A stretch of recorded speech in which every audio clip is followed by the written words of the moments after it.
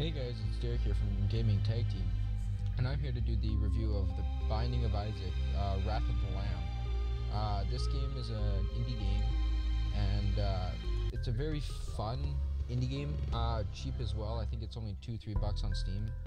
Anyway, so you play as a character, Isaac. Basically in the campaign, there only is the campaign, but your mom is going through some sort of crisis and she's being overtaken by her, what she thinks is God talking to her. And what happens is that she goes ahead and she finds out that she needs to do one more, or God tells her that she needs to do something to prove her commitment and her loyalty. And so one of it is to kill you. So you run into a basement and hide from her, and eventually you do end up catching her as being the final boss, and well, you can figure out what happens next. That kid just took my money. Anyways, so this is a really fun indie game.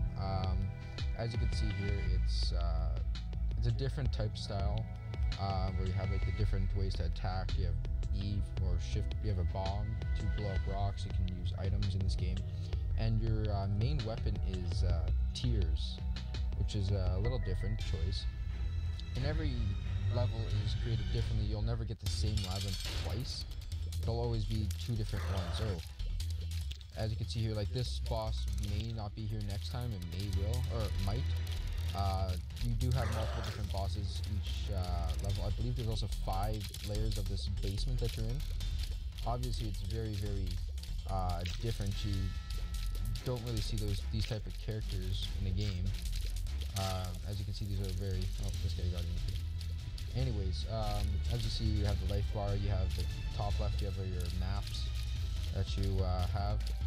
You have your number of tokens, you have your bombs, and you also have keys, because certain rooms do require you to open up keys with your lock, or with the lock on the door with the key. And you get different items for it, as like you can get different types of weapons, you can get special power-ups, and you can also just get random things that don't do anything at all. They just kind of make you look really stupid. And oh, there we go, I got a couple of hearts there and juice box. So up to my range, and my tears now are more my tears are a lot more effective or more powerful on enemies. So as you see, it's a new dungeon here, a new level, new enemies types. Oh, Phantom Bob. Oh no. Oh, uh-oh. And he died. That guy's sad. No one loves him.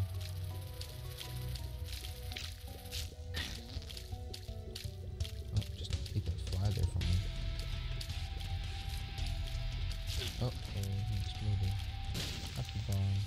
Anyway, so there's nothing in this room, so you go back, and you gotta try and find the boss rooms for each and every. Wow. Oh, there's a lot of enemies in there. These guys are not as bad as I thought they would be. And I had this bodies walking around bleeding out. Well, at least they can't follow me now, but they do shoot blood balls at me. Later on, you do eventually unlock more characters. Like you have to beat Mom, go through the dungeon, get a certain amount of points within the match or your life.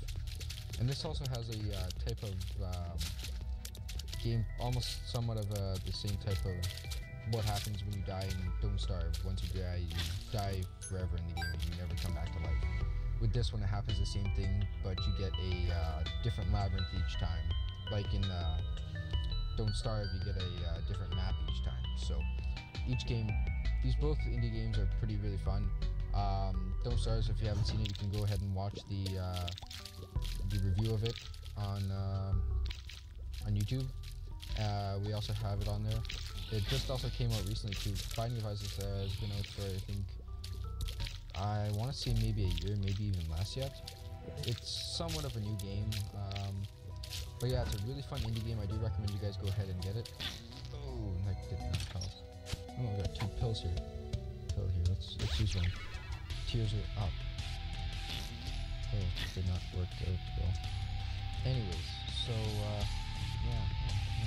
Oh, dungeon's probably down here. Yeah, sure is. Those two guys got poisoned. Never seen these red ones here before. But yeah, your enemies are very unusual type enemies. You never really see them that much. Who's the boss here? The Duke of Flies. This game does get addictive very quickly, because I have had this game for maybe about a couple of months, and I've put at least 7-8 hours into this game already. And I am not great. Like, this just happens to be a fluke that I'm doing. Got to the second boss already. I usually never get this far. But yeah, I do really recommend this game to you guys. This will be a really fun game. If you like these types of indie games, I do recommend it. It did win, I think, don't quote me on this, but I think it might have won a couple of awards, and I died because I'm out of. And every time you die, it comes up with this note here that says, "Dear Diary, today I died. I was killed by this thing in the some basement," and it has a picture of what animal or creature killed you, and it says all that I leave was to my cat Guppy, and it has the different items that you picked up throughout the map. Goodbye, Cruel World, Isaacs.